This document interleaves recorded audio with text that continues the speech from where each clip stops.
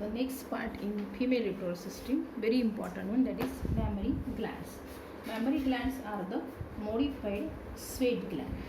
These are actually modified sweat gland, and these glands, these are accessory glands in female reproductive system, and it is for production and release of milk. This produces the milk and also release it after parturition. Parturition means birth. After parturition, to nourish the young ones, this milk is necessary. तर ह्या ग्लँडमध्ये या ग्लँडचं structure कसं आहे ते आता आपण पाहू एक एक करून. तर यात मेमरी ग्लँड्स ज्या सुरुवातीला अगदी म्हणजे फिमेल 13 इयर किंवा प्युबर्टी अटेंड करते त्यानंतरच त्या डेव्हलप होतात. And this development of this memory Gland, it is under the influence of hormone. Two hormones are there and secreted by ovary, estrogen and progesterone. These two hormones, they are necessary to develop the mammary glands.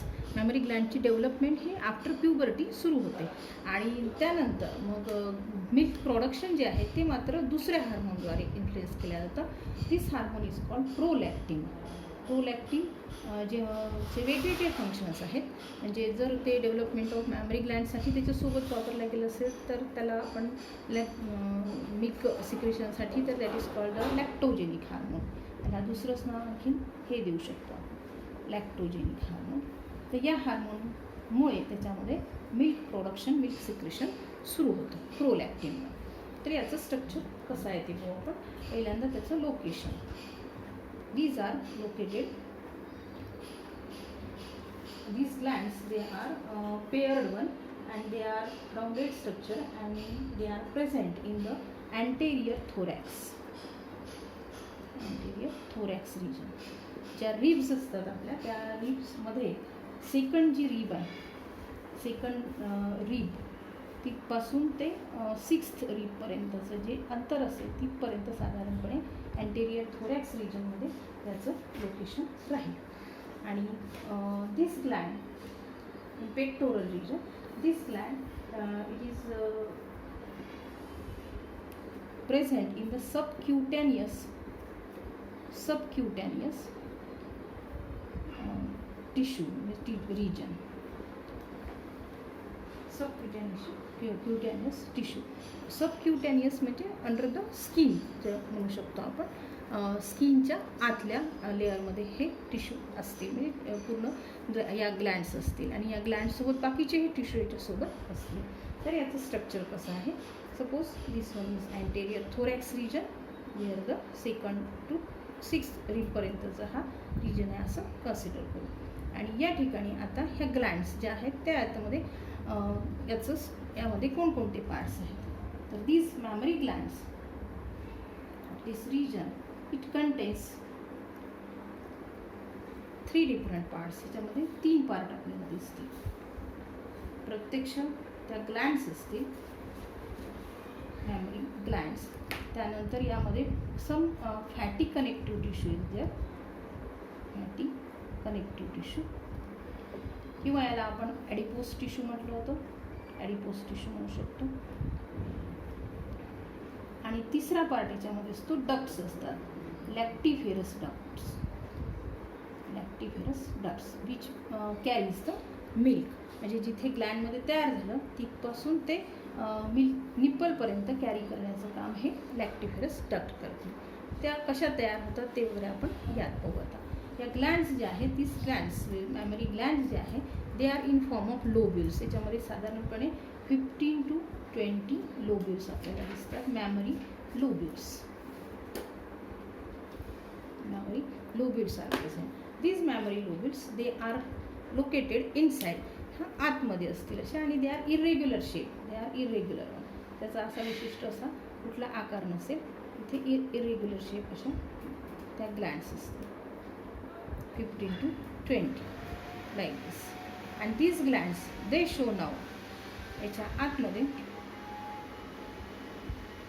त्या ग्लँड्सच्या बाजूनी आपण इथे असे ligaments दाखवू शकतो, suspensory ligaments which are holding it one. असे ligaments असतात इथे. dispensary ligaments. And also this fatty connective tissue. हा फॅटी कनेक्टिव्ह टिश्यू याच्यात सपोर्टिव्ह असेल. इथे पूर्ण बाजूला असा तो फॅटी कनेक्टिव्ह टिश्यू असेल. हा पूर्ण फॅटी कनेक्टिव्ह टिश्यू. आणि हे लोब्युल्स जे आहे इरेग्युलरली शेपचे लोब्युल्स या ठिकाणी आहे. तीच lobules they are in form of, जसं आपण द्राक्षांचा घड जसा असतो तशासारखे हे गोल आकारामध्ये अशा छोट्या छोट्या याला अल्व्ह्युली असतात याच्यामध्ये. जसं आपण रेस्पिरेटरी सिस्टीममध्ये लंग्समध्ये अल्व्ह्युली पाहिल्या त्या तशाच अल्व्ह्युली किंवा छोट्या छोट्या ग्लँड्स ह्या इथे असतात. these alveoli, these are containing that gland which secrete the milk. या अल्व्ह्युलीमध्ये ते मिल्क सिक्रिशन होतं आणि मिल्क सिक्रेट केलं की त्यानंतर अल्व्ह्युलीमध्ये असणाऱ्या स्पेसमध्ये ते स्टोअर केलं जातं. It is called alveolar lumen. Alveolar लुमेनमध्ये ते स्टोअर केलं जातं. इथे अशा त्या अशा असतात.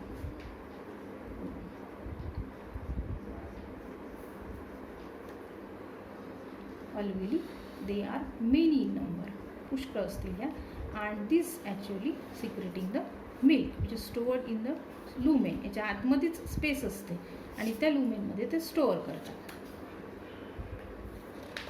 या अल्व्ह्युली आता एकमेकाला जॉईन होतात. अल्व्ह्युली ह्या स्पेसमध्ये इथे सिक्रिशन करतात मिल्क आणि त्यानंतर त्या अल्व्ह्युली ह्या एका छोट्या डक्टनी अशी डक्ट असते त्याला, that is called a memory tubule. अनेक ट्यूबुल्स अशा ती तयार करते. साऱ्या ट्यूबुलनी ती एका डक्टमध्ये ओपन होतील. ह्या सगळ्या एका डक्टमध्ये इथे ओपन होतील. ह्या मॅमरी ट्यूबुल्स झाल्या. छोट्या छोट्या ज्या आहेत ह्या सगळ्या त्या मॅमरी ट्यूबुल्स झाल्या. दिस इज अल्व्ह्युली. जशा आपण लंग्समध्ये पाहिल्या होत्या, त्यात लंग्समध्ये असणाऱ्या ज्या अल्व्ह्युली आहेत त्या एअर कंटेनिंग असतात. इथे ते मिल्क सिक्रेट करतात आणि मिल्क स्टोअर करतात आणि ते मिल्क नंतर मग इथून या अल्व्ह्युली जिथे ज्या छोट्याशा डक्टनी ओपन होत आहे त्या डक्ट किंवा त्या ट्यूबुल म्हणू आपण त्याला. These are mammary tubules. These are mammary tubules. आता ह्या सगळ्या ट्यूबुल एकमेकाला जॉईन होतात आणि इथे एकच ट्यूब तयार करतात, अशी लांब ट्यूब तयार करतात. दिस इज कॉल्ड मॅमरी डक्ट. ही आहे मॅमरी डक्ट. पुढे जाऊन ह्या सगळ्याच ही पण अशीच आता याच्यापासून पण अशा छोट्या छोट्या ट्यूबुल निघतील आणि त्या ट्यूबुल एकमेकाला जॉईन होतील आणि नंतर ह्या जॉईन होऊन त्याच्यापासून एक डक्ट तयार होते आहे. इथे आपण एकच डक्ट पाहतो. ही डक्ट जी आहे that is called memory duct. ह्या सगळ्यांच्या आता ह्या सगळ्या मॅमरी डक्ट ज्या आहेत त्या इकडे ह्या पार्टकडे इकडे येतील आणि इकडे त्या ठिकाणी ते थोड्याशा डायलेट होतील. ही मॅमरी डक्ट अशी थोडी डायलेट होईल again to store the milk. इथे ते स्टोअर केल्या जातं थोड्या वेळासाठी. तर दिस जे हे काही स्वेलिंग आहे किंवा या ठिकाणी जे लुमेन तयार झालेली आहे छोटीशी अशी याची मॅमरीची memory lobule.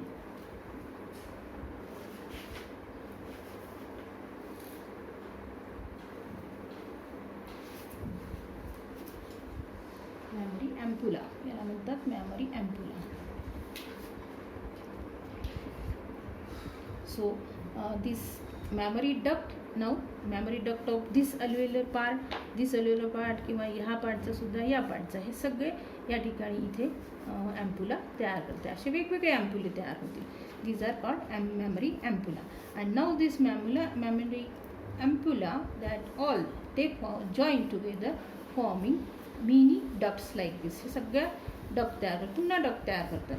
And this is called lactiferous duct.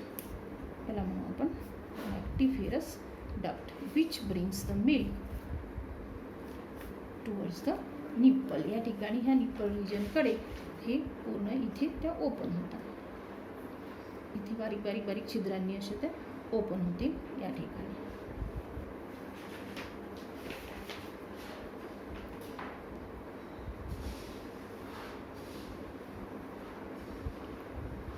या ठिकाणी ते सगळ्या बारीक छिद्रांनी ओपन होईल आणि याच्या सोबत एक ब्लॅक पिगमेंटेड रिजन असा आपल्याला दिसतो.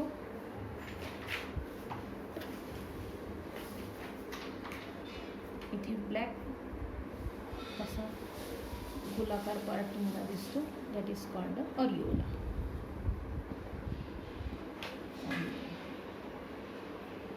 and this one is nipple like this, म्हणजे या ठिकाणी पूर्ण ह्या ज्या ग्लँड आहेत, छोटे अगदी ग्लँड असतात, त्याच्यामध्ये जवळपास 15 ते 20 लोब्यूल असतात. असे ह्याचे लोब्युल्स हे 15 ते 20 असतील आणि त्याच्यात हे छोटे अल्व्हेली असतील आणि each alveoli it contains that gland small, जसे स्वेट ग्लँड असतात तशाच या ग्लँड्स असतील आणि त्या मॉडिफाईड आहे. So this gland that will secrete or this alveoli it will secrete the milk.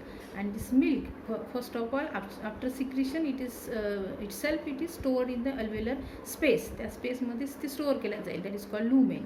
मग लुमेन पासून एक छोटे अशा डक्ट निघतात सगळ्या अल्वेलींच्या, that is called mammary tubule. आणि ह्या मॅमरी ट्यूबुल सगळ्या जॉईन होतात and it forms the mammary duct. This will bring the milk towards this अनादर ॲम्पुला. इथे थोडा डायलेट होत आहे, सगळ्याच याचे पार्ट हा डायलेट होऊन मॅमरी ॲम्पुला तयार करत आहे. Then mammary ampulla it opens into again a larger duct that is called lactiferous duct. And lactiferous duct finally open to the exterior into the nipple and here with a small pores, and here there is presence of a black pigmented area of the skin that is called areola. तर ह्या पद्धतीने हे त्याचं structure द्यायचं. तर after the age of 40 to 45 किंवा 55पर्यंत जेव्हा की मेनोपॉजचा पिरियड असतो त्यावेळेला शक्यता असते की या ठिकाणी एखादी लंप वगैरे तयार होते. प्रत्येक वेळेला ती लंप कॅन्सरचीच असेल, गाठ ज्याला आपण म्हणतो, असं काही नाही.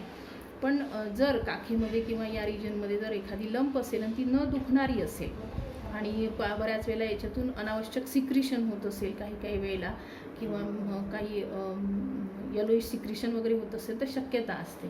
मॅमोग्राफी हे एक टेक्निक आहे ज्याच्याने आपल्याला टेस्ट करता येते की whether that particular lump it is cancerous or not.